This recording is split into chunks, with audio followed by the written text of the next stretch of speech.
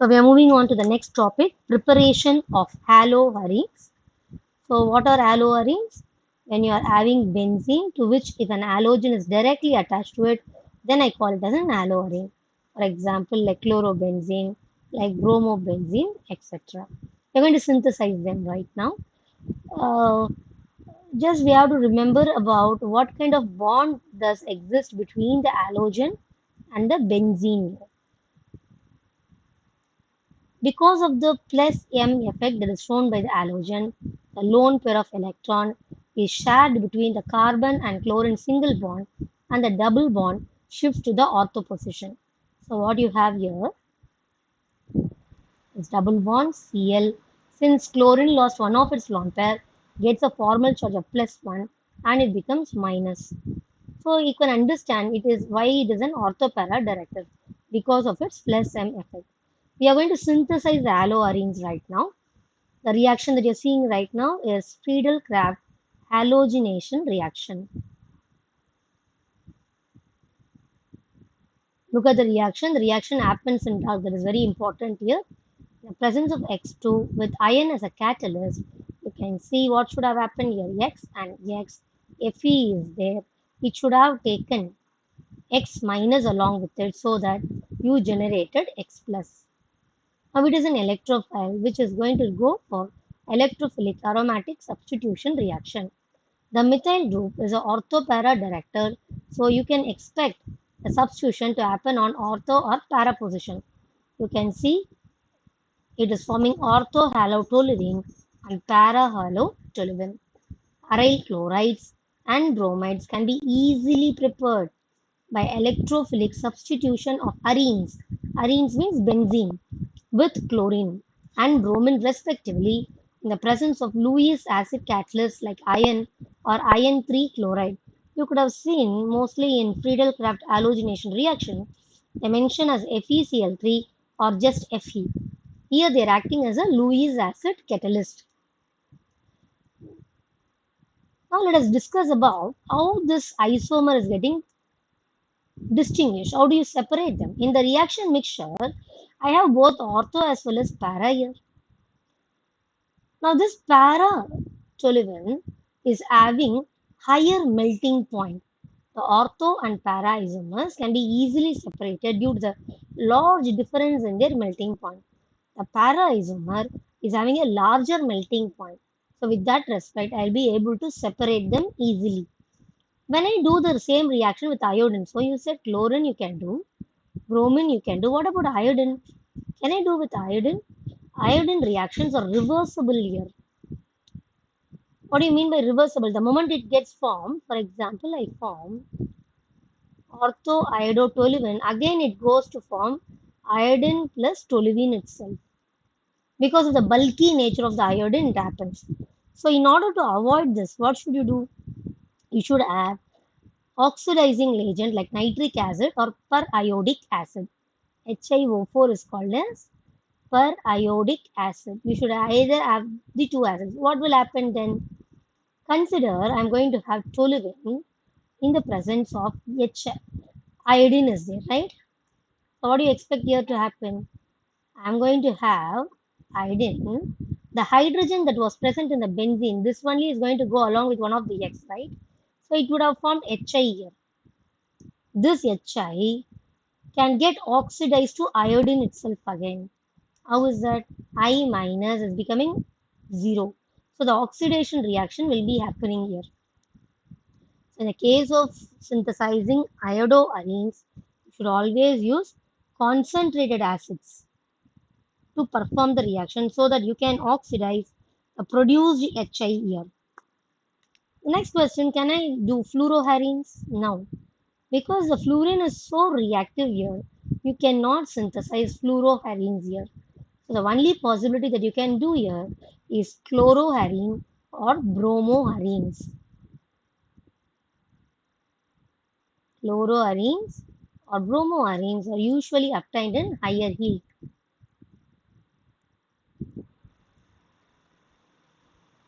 The next one is by using Sand-Meyer's reaction.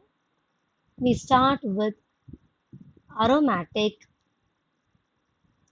primary amines. Aromatic primary amine. Why do I call it as primary amine? This nitrogen is having two hydrogens. When a nitrogen is bonded with only one R group and two hydrogen, you call it as a primary amine. To this, benzene is added. So I call it as aromatic primary amine. To this, I use sodium nitrite and some aqueous mineral acid. Sodium nitrate and some aqueous mineral acid. Usually it is HCl. At 0 to 5 degrees Celsius. At this low temperature, this NH2 gets converted into diazonium salt. This N2 plus X minus that you are seeing right now is called as diazonium salt. Since it is attached with benzene, we call it as benzene diazonium halide. Now, once this is formed, it's very easy for you to go for convenient conversions here. So, when a primary aromatic amine dissolved or suspended in cold aqueous mineral acid, you can look at the temperature. We said 0 to 5 degrees Celsius. It has to be apparently cold. Cold aqueous mineral acid is treated with sodium nitrite. A diazonium salt is formed. This is diazonium salt. Mixing the solution of freshly prepared, very important, freshly prepared diazonium salt with cuprous halides, you can form the halo requirement here. So I am, for example, I'm having N2 plus Cl minus. To this, I'm using Cu2 Cl2. You will get chlorobenzene, and this nitrogen you can see very well is a gas. N2 is a gas. So it wants to escape. Also, it is having a positive charge. It is unstable, so you can see the nitrogen in gas phase is escaping from here. This reaction is called as Sandmeyer reaction. In board exam, if they ask you to write Sandmeyer reaction, you need not say all these stories, just write the reaction. Write these two reactions to mention Sandmeyer. The replacement of diazonium group by iodine does not require the presence of cuprous halide.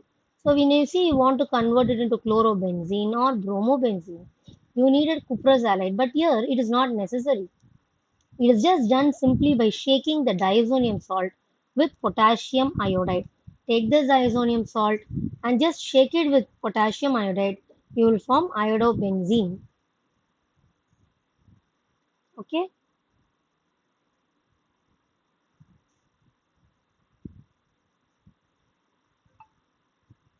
Yes, ma'am. Right. Let's look at the reaction here. Ma'am, one doubt actually, it Hmm. doesn't have to be HCl, right? Which one, Ra? Not necessarily. It can Like, be HBr also. Usually you use HCl. oh, okay, ma'am.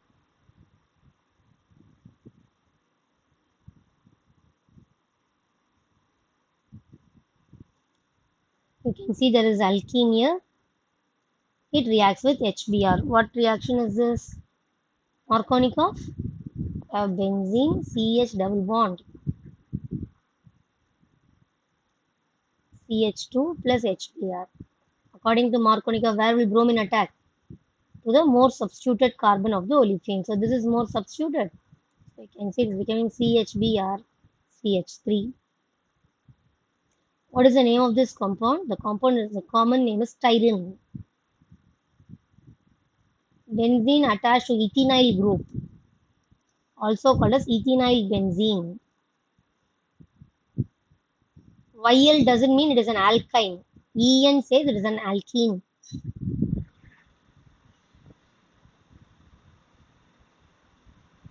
You are using HCl here again.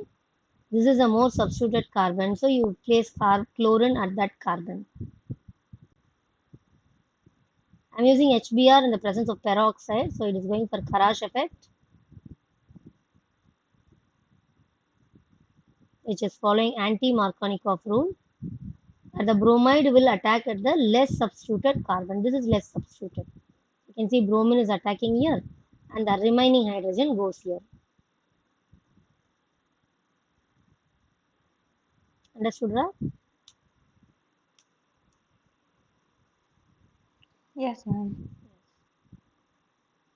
Why is sulfuric acid not used during the reactions of alcohols with potassium iodide? Sulfuric acid is quite a stronger acid. So what will it do? It will start oxidizing iodide to iodine. It will not leave the reaction to happen. So you should not use sulfuric acid along with Ki here. Write the structures of different dihalogen derivatives of propane. So I have CCC as your dihalogen derivatives. I could have kept the two halogens here, or I could have kept the two halogens here as well. I could have kept the two halogens here, or I could have kept the two halogens separately like this. Correct?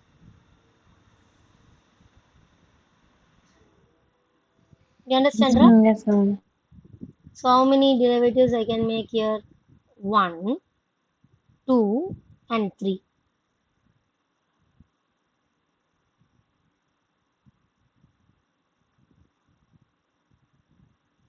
Clear?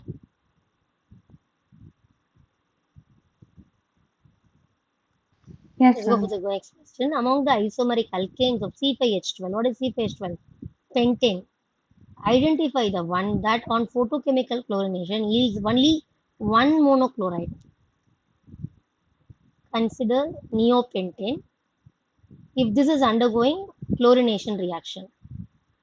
Either you substitute chlorine here, or here, or here. Is it going to be the same product?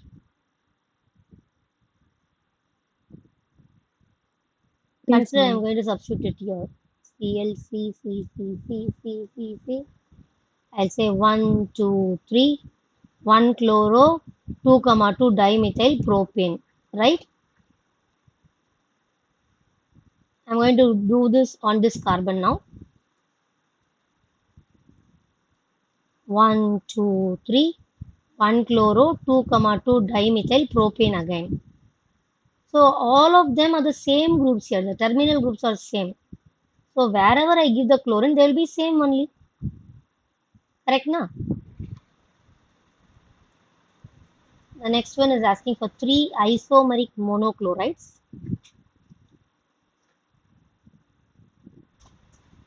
Let us have this. Let me substitute the chlorine here at first. Okay. Let me substitute the chlorine here. Okay. Where else I can substitute? If I substitute the chlorine here, what if I'm going to substitute the chlorine here?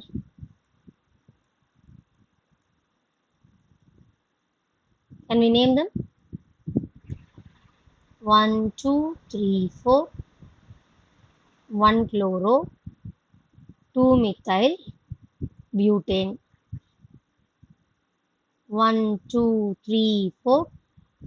2 chloro, 2 methyl butane. 1, 2, 3, 4.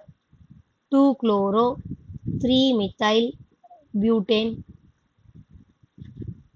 1, 2, 3, 4.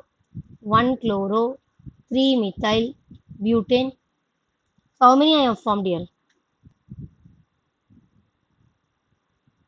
I have formed 4 isomeric monochlorides, isn't it?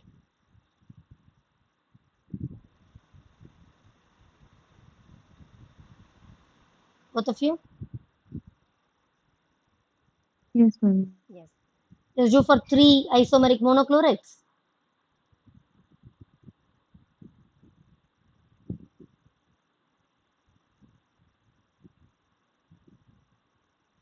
We completed this. We had neopentane. We completed this where you had 2 methyl butane. I'm talking about 3 isomeric monochlorides. Why? What if I'm just having a Linear chain.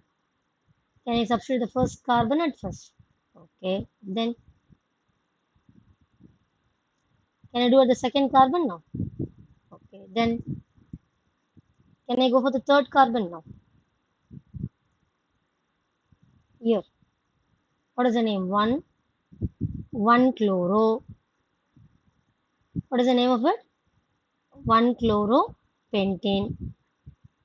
What about this? 2 chloropentane. 1, 2, 3. 3 chloropentane. Okay. Mark this question. This question as such appears for your board exam.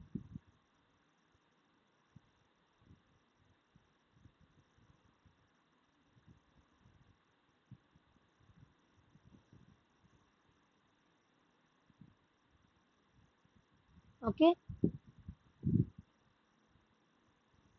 Okay, ma'am. Right.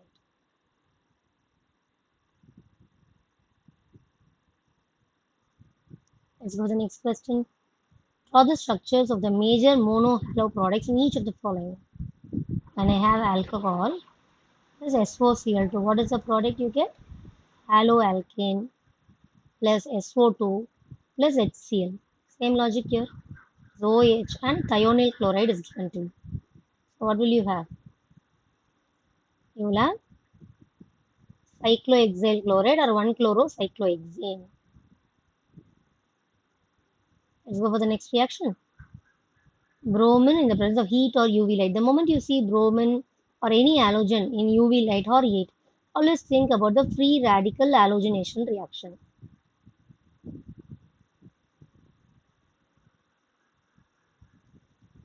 The free radical halogenation reaction, where will the reaction happen? Will it happen on benzene? No. On benzene, only electrophilic aromatic substitution happens. So where will the reaction happen? Only on the alkyl part. Where is the alkyl part? Here is the alkyl part. So the reaction must happen either on this carbon or at this carbon. You're going to understand which carbon is going to get substituted. As I mentioned, it is going under the principle of free radical mechanism. So under free radical mechanism, let's start doing the free radical here. I have CH2, CH3, NO2 is there. So I create the free radical at first here, CH dot CH3. Similarly, I create a free radical here, CH2 dot. Which is a more stable free radical? Obviously, this is a more stable free radical because it is benzylic free radical.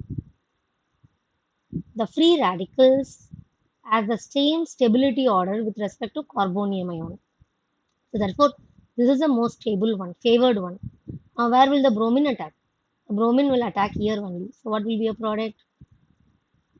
CHBr, CH3. It doesn't mean the other product will not get formed. They are asking only for the major products here.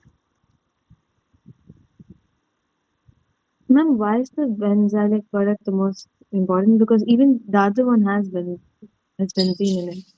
Which one? Even if we Which substitute it, like the Cl in the CH2, it would still have benzene in it. It just connected to the other CH2, right? So why is what is this one more? benzylic? Which term you call as benzylic? And I have a benzene when there is a carbon that is directly attached to this. If it is containing carbonium, containing carbanion, which is containing carbon free radical, this is benzylic. Not the carbon which is next to this. This is not benzylic. Oh, like that. Okay. Oh, so it automatically is more stable. Yes. So it prefers the bromine prefers that free radical formation. So you get the bromine attacked on that carbon. Okay. Let's go for the next Okay, reaction. ma'am. Very nice reaction. I have a OH group attached to the benzene as well as a OH group attached to the CH2. I am providing HCl.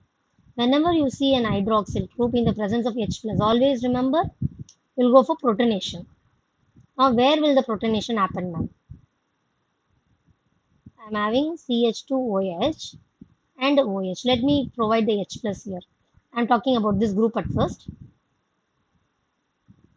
I'll form CH2O plus H2.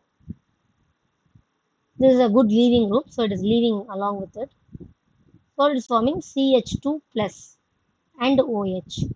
What is remaining in HCl? Chloride ion. The chloride ion will attack it. So that's formed CH2Cl and OH. Possibility is there. What if I'm taking this OH?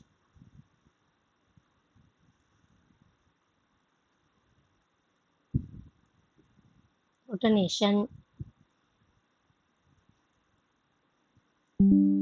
O plus H2.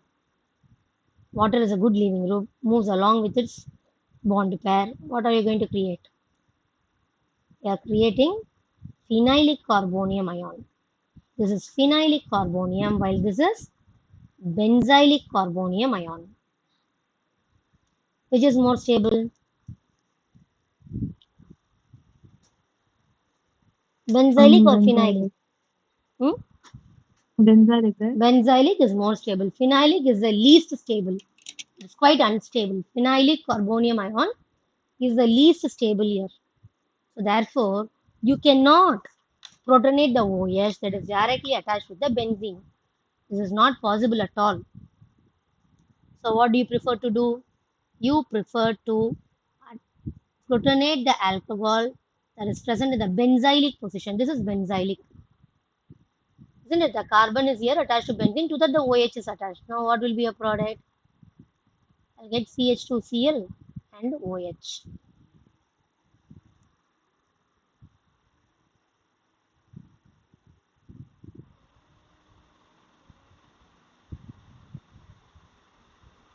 Okay.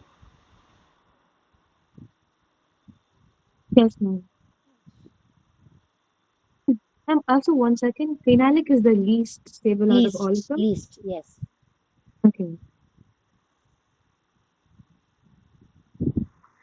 Next one.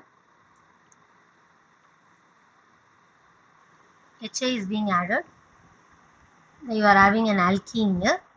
Alkene plus any aloe acid is provided. Just go for the Markovnikov principle here. So where will the I minus go and attack? The more substituted carbon of the olefin. So this is that carbon. Where will the H attack? To the less substituted carbon of the olefin. So what will I have? CH3I.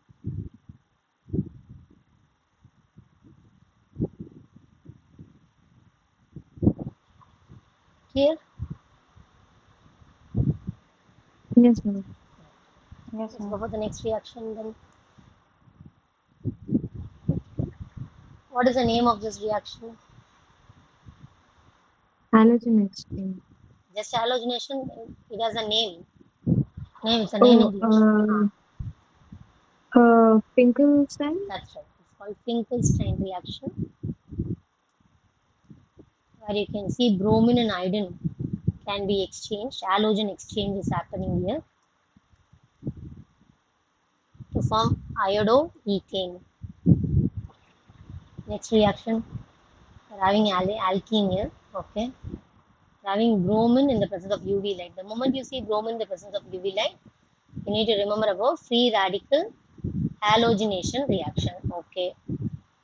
So in the free radical halogenation reaction, you can understand it is going to create free radicals, isn't it? So I'm having a double bond here. If I create a free radical here, is this free radical stable?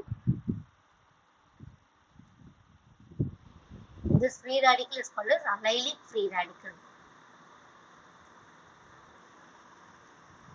This is a carbon-carbon double bond. To this, the carbon is here. This position is allylic.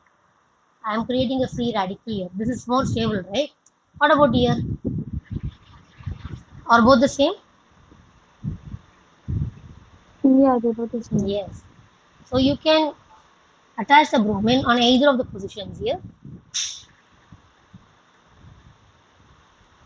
I can attach it here, or I can attach it here. Both are same. Over. Ma'am, what about the other side? Which side? Like opposites. Is this allylic? Yeah. No, it's allylic. What do you mean by allylic? I have C double bond C to this carbon is allylic, not this carbon. A very Ma'am, immediate but carbon which is huh? can't we attach Br2 over that as well? No, we shouldn't. A free Why radical not? a free radical halogenation always follows the stability of the free radical that is generated here. So among the free radical that is generated, always the free radical likes to get generated next to the double bond because there is a possibility of conjugation here. So you will never generate a free radical here. Ma'am, then can't it connect to the double bond itself? Is that not stable enough? Which one? Bromine, huh? Yeah, so it's connected to the double bond itself, What is the reaction like that you have instead of learned when hydrogen. you are going to do for the double bond here? If it is bromine in the presence of carbon tetrachloride, only then it will go and attack at the carbon double bond. If I use bromine in the presence of H nu or heat, in that case, it will go and attack the allylic position of the carbon.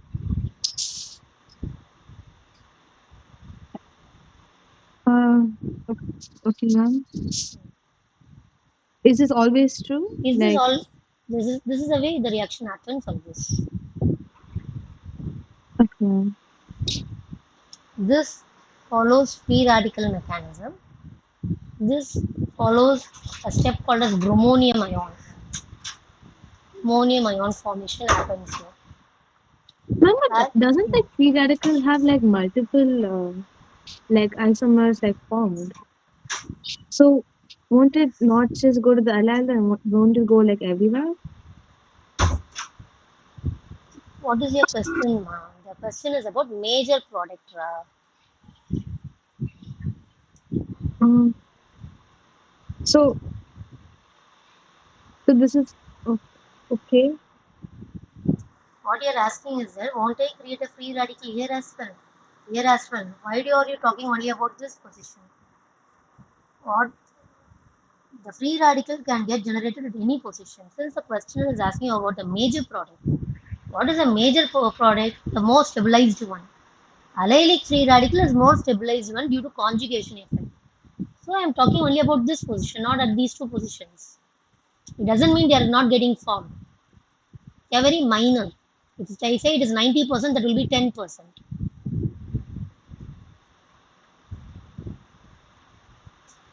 Okay, ma'am. So if even if it is not benzene, the one that's the allyl, that will be the most stable out of all the isomers formed. If it's not benzene. Yes. Okay, ma'am. Ma'am, one So, second, can I note this down? yes.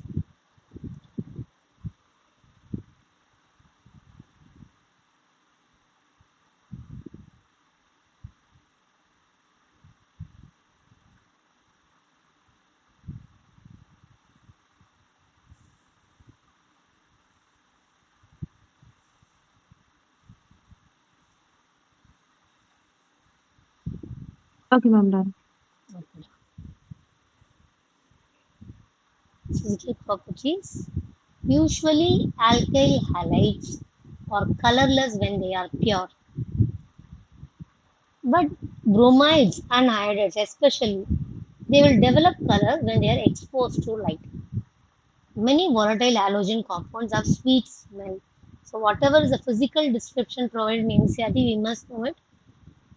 Usually, they are colorless, but given prolonged exposure to light, they're having a tendency to develop a color here. Bromides and iodides. Usually, the volatile halo compounds are having sweet smell. A very important chart, the melting points and the boiling points here. The chart is showing you regarding the trend and the boiling point of some alkyl halides here. Okay, we are talking about methyl halide. The red color shows about chloride, the blue is going for bromide, the yellow goes for iodide. And you can see as the halides are increasing their molar mass, the boiling point has also increased. Another way around, you can see methyl halide is there, ethyl halide is there, propyl halide is there. Consider I'm going to fix my halide as chlorine. What's happening? Consider chlorine here. What's the color of chlorine? Red color, right? First one, second one, third one. What happened? Its boiling point increased. Correct, Ra?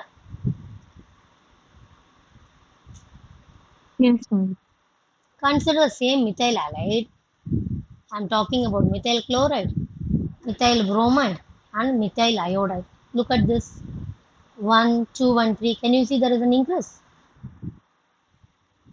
So it shows that for boiling point of Rx, as the R increases, the boiling point also increases. And methyl to ethyl, ethyl to propyl. Similarly, boiling point is directly proportional to halogen molar mass as well.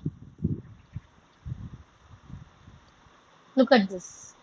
When I compared it, I can see CH3Cl is having the less boiling point compared to CH3Br compared to CH3I. Very important trend that you're observing here. The trend just tells you that as you increase the molar mass, the boiling point is increasing. That's it. Okay, da? Discussing about the Yes. melting point and boiling point here. Methyl fluoride, methyl bromide, ethyl chloride, and some chlorofluoromethanes or gases at room temperature. You can see almost they are in methyl ethyl range itself. Smaller chain, less molecular mass. They are gases at room temperature. But once they becoming higher members, they are liquids or solids here. Why? What is the reason here? Because as they become larger enough, their van der Waals force of interaction between them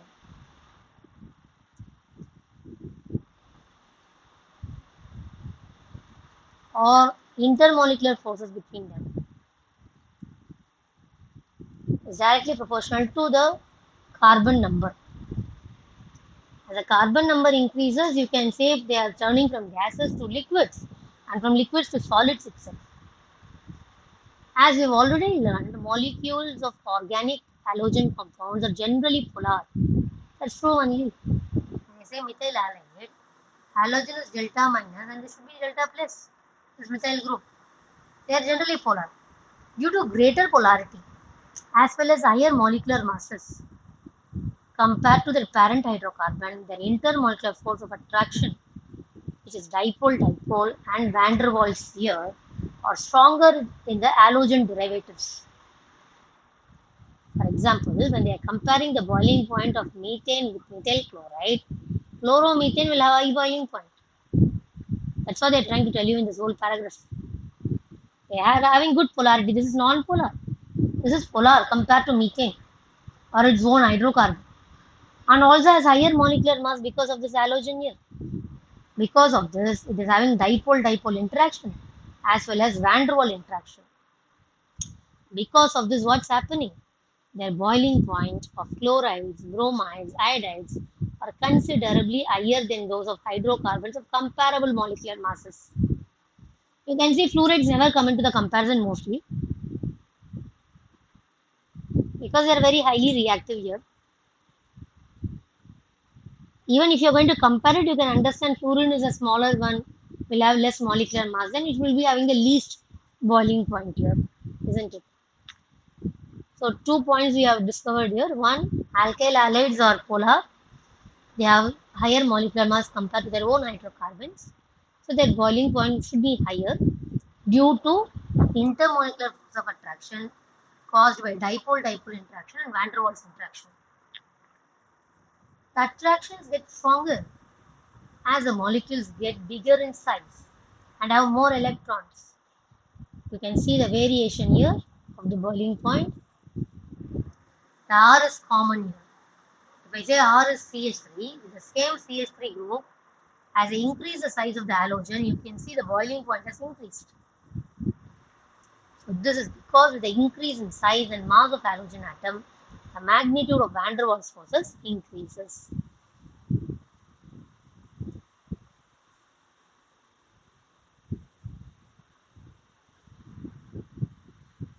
Let's compare the boiling point of isomeric haloalkanes here. The first one is just an N haloalkane, linear. You can see there is a decrease in the boiling point here when it is going, still it is linear only. But the bromine has went to a secondary position. This is in the primary position, this is in the secondary position. This is branched. Isn't it branched? Still the boiling point has gone down. So usually when you start branching, the boiling point decreases. It's because as you branch it, the surface area goes down.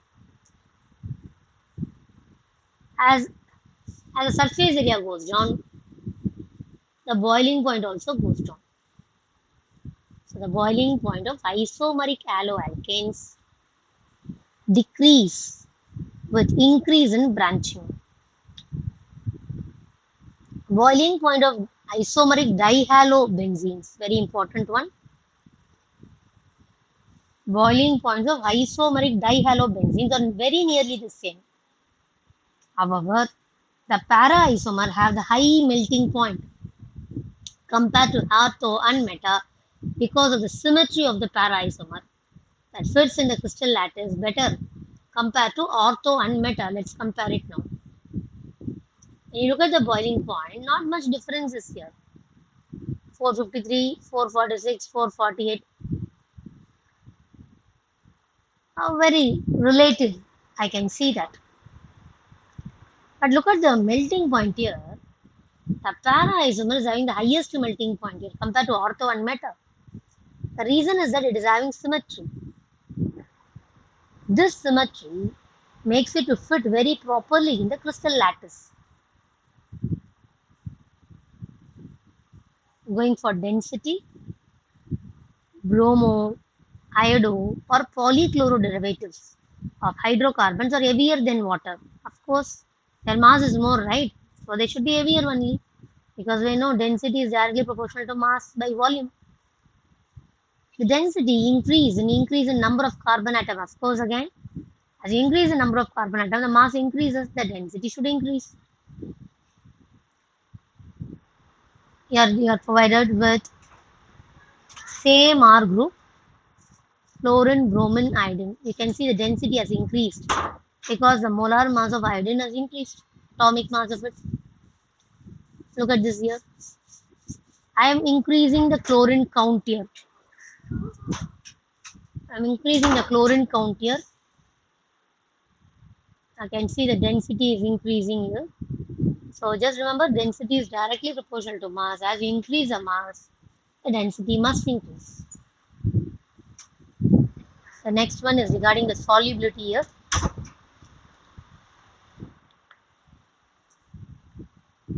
Important question appears here. Why this alkyl halide is slightly soluble? Not much. Why? It is polar only. This is delta plus and delta minus. Then it should definitely dissolve in water.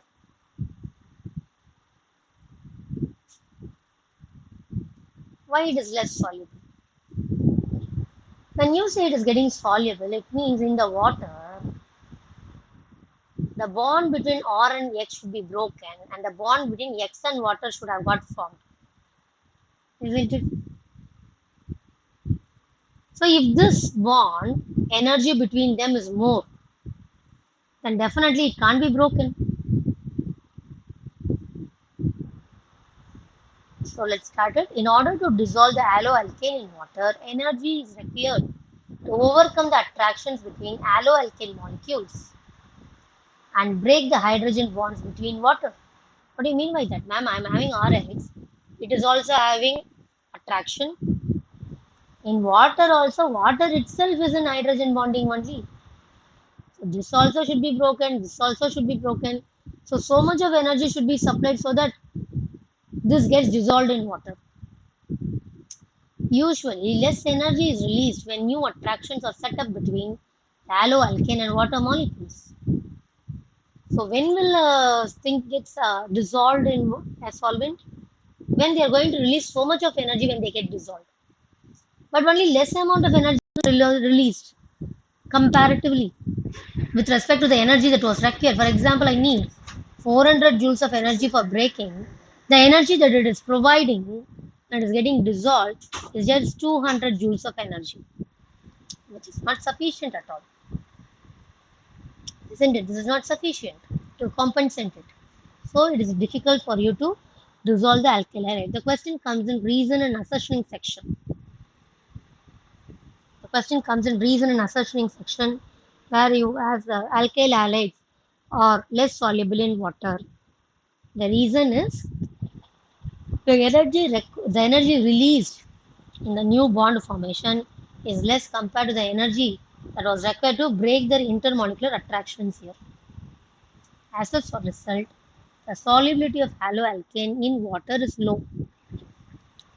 However, haloalkanes tend to dissolve in organic solvents.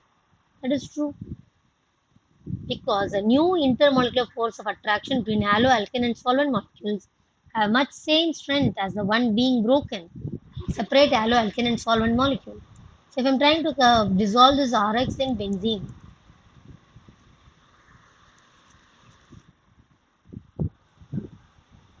the bond that is getting between them is as strong as the bond that is existing between R and X itself. So I will be able to break it and I'll be able to dissolve it as well.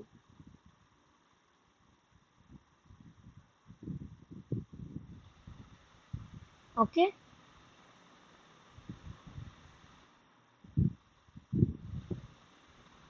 Yes, ma'am.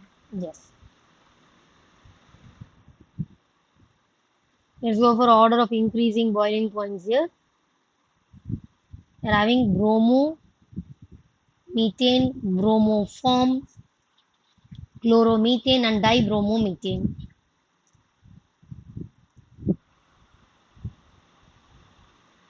So as I mentioned you, as you increase the molar mass, the boiling point would increase, right? What is bromomethane? CH3Br. What is bromoform?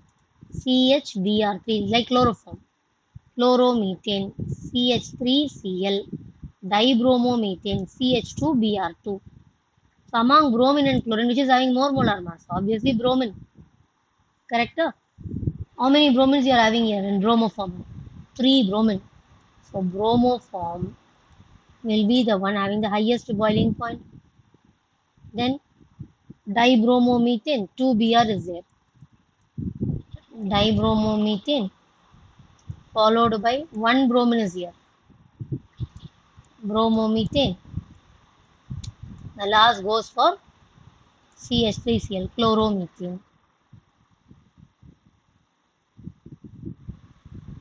Okay, da?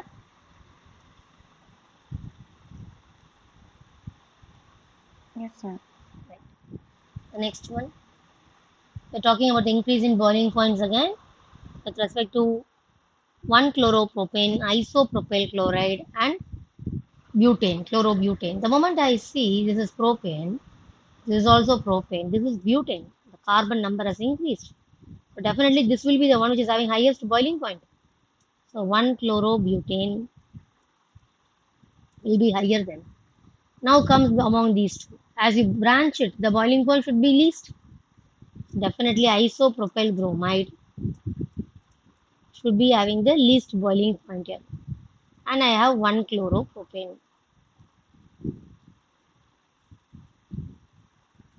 Okay.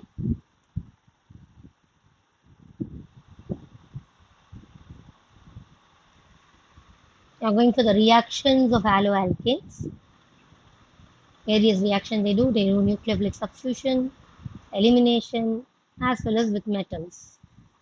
Nucleophilic substitution is what you have learned with respect to Schwartz and Finkelstein.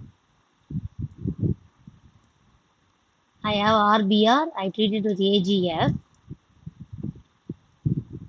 F minus substituted the Br to form Rf. This is nucleophilic substitution. In the case of Finkelstein, I had RBr as NaI. I minus substituted for bromine so that I formed Ri. This is nucleophilic substitution, isn't it?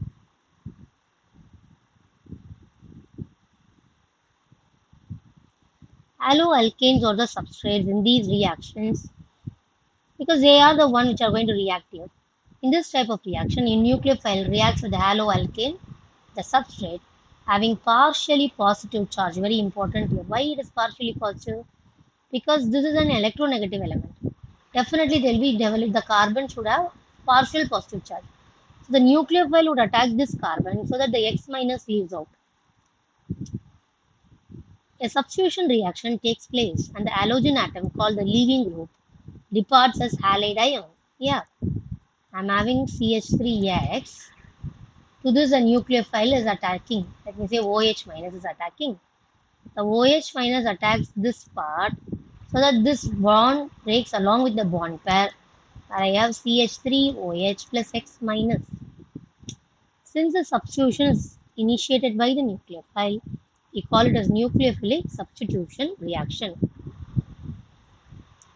Now, is this applicable for even chlorobenzene? This also, can I do it like this? No. Why?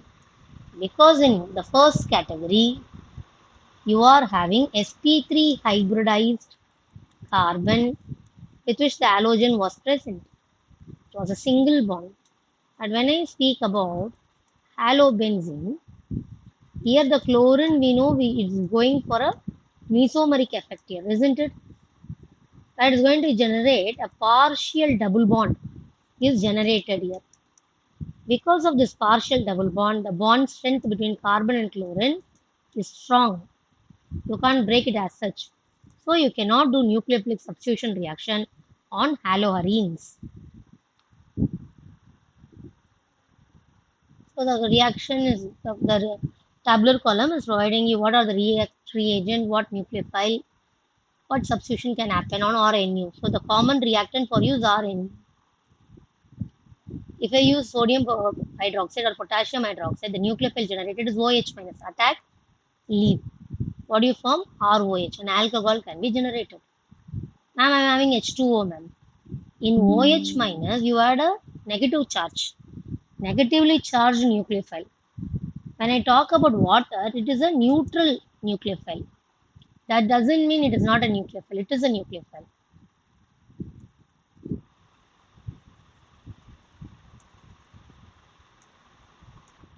So there is a neutral nucleophile. I have ROH here.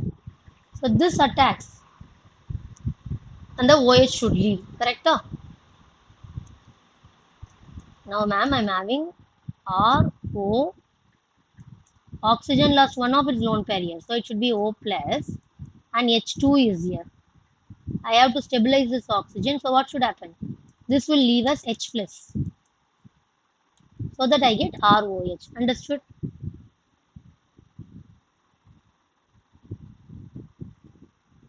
Yes, ma'am. Right.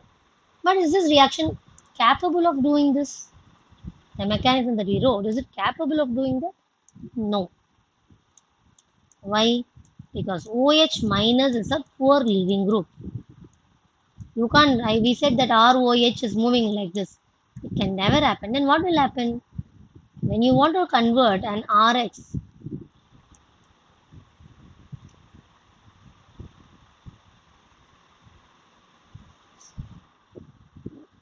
if the discussion is between ROH and H2O, it's not possible. But if it is with RX and H2O, it's possible because X minus can be a leaving group, isn't it?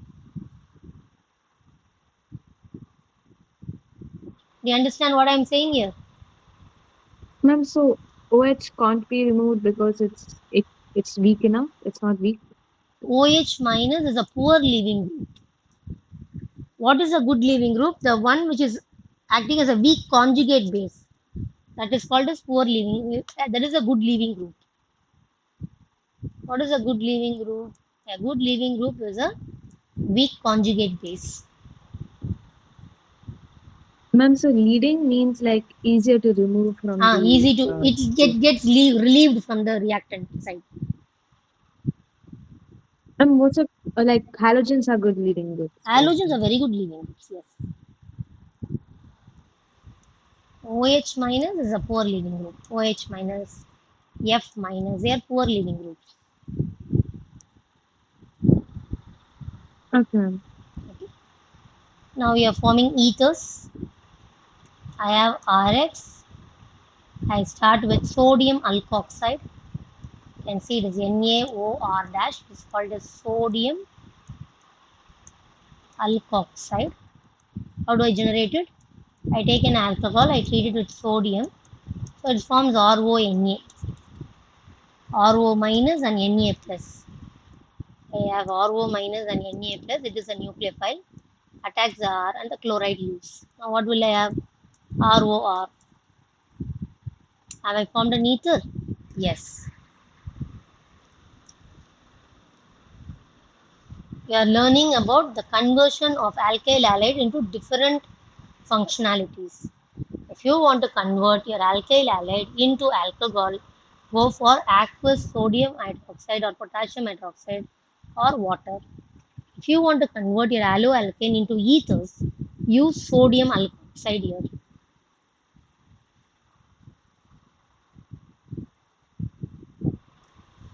The next one is conversion to alkyl iodide, which is what we have learned as Finkelstein. The next one is to convert into primary amine. Ma'am, I'm having RX. I'm using ammonia here. Ammonia is a Lewis base, right? It's a nucleophile. It could come over here so that the X minus can leave. Okay. Ammonia is using its lone pair, so won't it create a positive charge? In order to remove the positive charge, what should you do? Remove an H plus. Now what will you have? RNH2, and that's primary amine.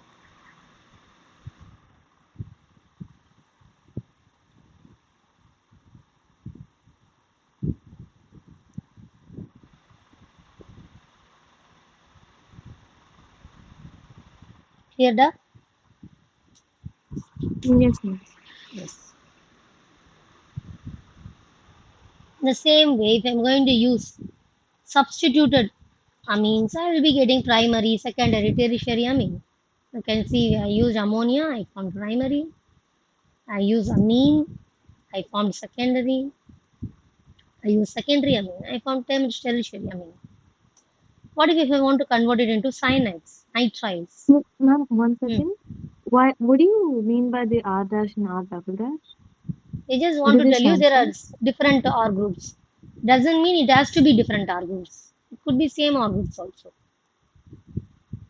R groups connected to what? Nitrogen. Here it is ammonia. The next one is RNH2. R dash NH2. The nitrogen is here, which is connected with two hydrogen and one R. The next one is two R and one hydrogen. Understood? Oh, okay, ma'am. Yes, ma'am. The next one, I want to convert this alkyl halide into cyanide. Use KCN, potassium cyanide. I have RBr treated with KCN. What you get is RCN. Just the reverse. Instead of KCN, if I use AgCN, RBr plus AgCN, what you get is RNC, isocyanide. Because AgCN is covalent in nature. Because of the covalency, the nitrogen is available for the bonding. But KCN is ionic. So for that, carbon is available for the bonding. What is attacking species here? Cyanide, Cn minus. So in KCN, carbon goes for bonding. Carbon side goes for bonding. In AgCN, nitrogen side goes for bonding.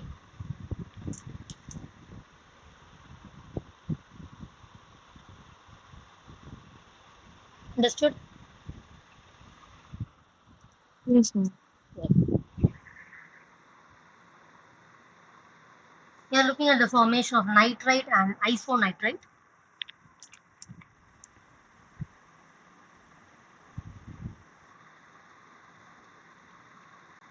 Just the way to remember it. When I used KCN, I will form CN will attack. If I used KNO2, ONO will attack. If I used AgCN, NC will attack.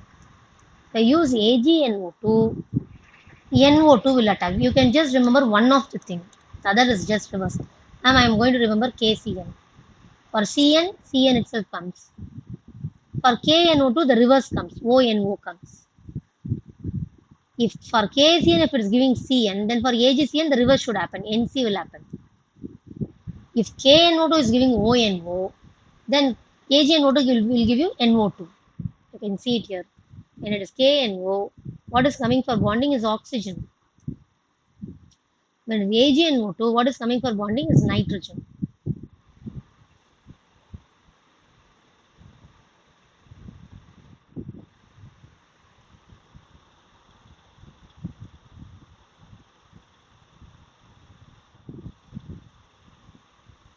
They are trying to convert RX to ester here. So I'm taking silver salt of carboxylic acid, RCOO minus Ag plus. Is it a nucleophile? Can it go for an attack? What have you formed? You have formed an ester.